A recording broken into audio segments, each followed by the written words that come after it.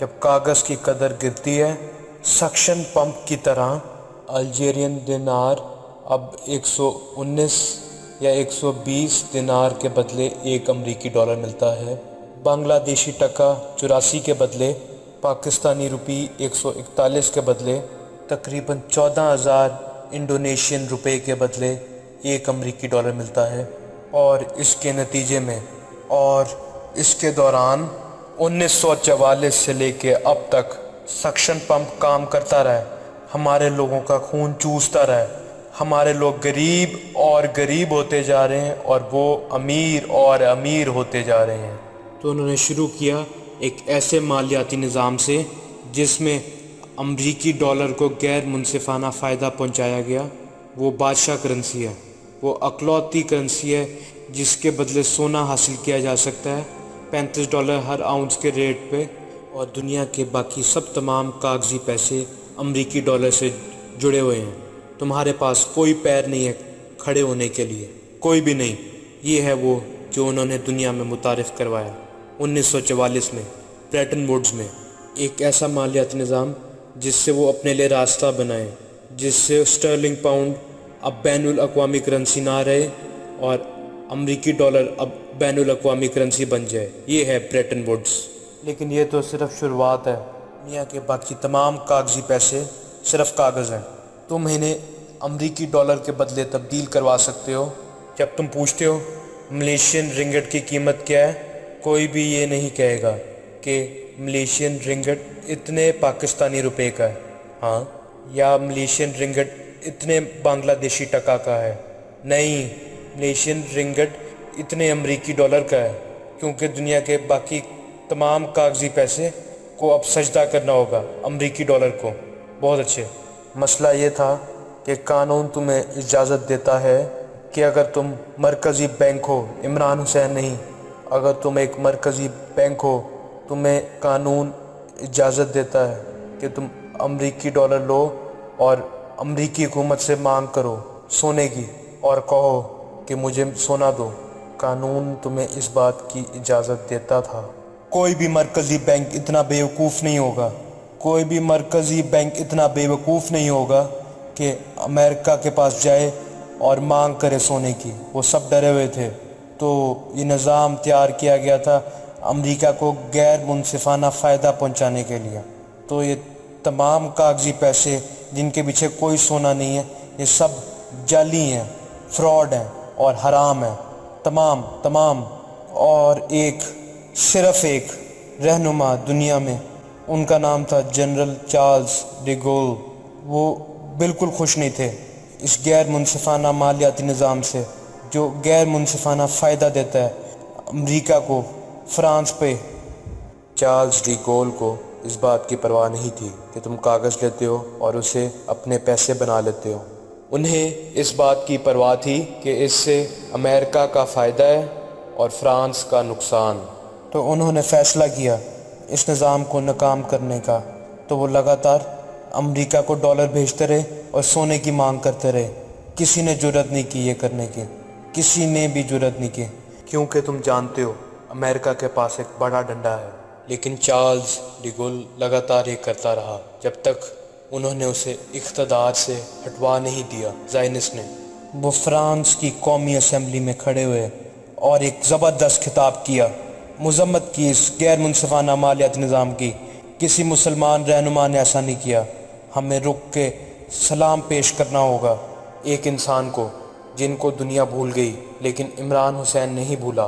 آخرکار سپٹمبر 1971 میں Charles D گول کو اقتدار سے ہٹانے کے بعد فرانس کی حکومت پھر امریکہ کے پاس گئی امریکی ڈالر کے ساتھ اور سونے کی مانگ کی۔ امریکہ کو احساس ہوا کہ اب ان کا کھیل ختم ہو گیا۔ انہوں نے بہت زیادہ کاغذ چھاپ دیے اور ان کے پاس اتنا سونا نہیں ہے۔ عام طور پہ امریکہ کو جیل بھیج دینا چاہیے، لیکن کون یہ کر سکتا ہے؟ تو جو رچرڈ نکسن نے کیا، اتوار کی صبح اعلان کیا دنیا میں، ہم نے زبان دی لیکن ہمارا زبان پر قائم رہنا ضروری نہیں، یہ امریکہ ہے۔ ہم نے زبان دی کہ ہم امریکی ڈالر کے بدلے سونا دیں گے، لیکن ہمارا زبان پر قائم رہنا ضروری نہیں ہے تو ہم نہیں رہیں گے۔ تو اب کوئی کاغذی پیسے کرنسی پوری دنیا میں کیش نہیں کروائی جا سکتی، تم صرف چیک لکھ رہے ہو اور یہی ہیں تمہارے پیسے۔ کون سب سے زیادہ چیک لکھ سکتا ہے سب سے کم پیسوں کے ساتھ؟ تو لو چیک بک اور چیک لکھنا شروع کرو۔ مسئلہ یہ ہے، اگر تمہارے پاس امریکی چیک بک ہے یا فرانسی چیک بک یا جرمنی کی چیک بک یا آسٹریلیا کی چیک بک یا سنگاپور کی چیک بک، تم چیک لکھ سکتے ہو۔ اسے کاغذی پیسے کہتے ہیں یا پھر نوٹ بھی کہتے ہیں۔ لیکن اگر تمہارے پاس بنگلہ دیشی چیک بک ہے یا پاکستانی چیک بک، تم جتنے چاہو اتنے چیک لکھ سکتے ہو، لیکن تم مینہٹن کی کافی بھی نہیں خرید سکتے۔ دیکھو، تو اب تمہارے پاس ایک فراڈ مالیاتی نظام ہے جو اسلام دشمنوں کو صلاحیت دیتا ہے کہ جتنا چاہیں اتنا پیسہ چھاپ سکیں اور دنیا کے گدھے وہ چیک قبول کر لیں گے۔ تمہیں اب کام کرنے کی ضرورت نہیں ہے پیسے حاصل کرنے کے لیے۔ نہیں، ایک ایسی دنیا جو گدھوں سے بھری ہو، تمہیں صرف چیک لکھنے ہوں گے۔ تم سعودی عربیہ کا سارا تیل خرید سکتے ہو بغیر کسی خرچے کے۔ تمہیں بس یہ کرنا ہے کہ کاغذ لینا ہے اور پین اور چیک لکھنے ہیں۔ لیکن یہ خطرہ ہے جو تم اٹھا رہے ہو، کیونکہ یہ پتوں کا گھر ہے جو گر سکتا ہے۔ جب تمہارے پاس سونا تھا تم محفوظ تھے، لیکن اب سونا وہاں موجود نہیں۔ تو 1971 سے 1973 تک وہ تلاش کر رہے ہیں کسی چیز کی جس سے وہ یہ پتوں کا گھر قائم رکھ سکیں۔ انہوں نے جو کیا تو انہوں نے کیا یہ کہ 1973 کی جنگ تیار کروائی، اور وہ دونوں طرف تھے، وہ اسرائیل کی طرف بھی تھے اور انور سادات کے ساتھ بھی تھے۔ تو سوویت یونین زائنسٹ کی خریدی ہوئی تھی، لیکن عربوں کو یہ بات نہیں پتہ تھی۔ انہوں نے جنگ کو برابری میں ختم کروایا۔ انہیں پتہ تھا کہ اگر جنگ ہوتی ہے کہ کنگ فیصل رحیم اللہ آئل بوائیکاٹ لگائیں گے امریکہ پہ۔ انہیں پتہ تھا کیونکہ فیصل نے کہا تھا کہ میں یہ کروں گا، اور انہیں پتہ تھا کہ اگر آئل بوائیکاٹ لگتا ہے امریکہ پہ تو آئل کی قیمتیں بہت بڑھ جائیں گی، بلکہ وہ 400% بڑھ گئیں۔ $3 بیرل سے $12 بیرل پہ چلی گئیں، اور اچانک سے عرب ممالک میں پیسوں کی بارش ہو رہی تھی اور وہ بہت خوش تھے اس بات سے۔ $3 بیرل سے $12۔ کسنجر نے انتظار کیا کہ وہ 12 تک پہنچ جائے، پھر کسنجر سعودی عربیہ جہاز سے چلا گیا اور وہ کامیاب ہوا دنیا کا سب سے کامیاب سودا کرنے میں، اور اسی سودے کی وجہ سے ایک سمندر تیل کا کام کرنے لگا سونے کے پہاڑ کی طرح۔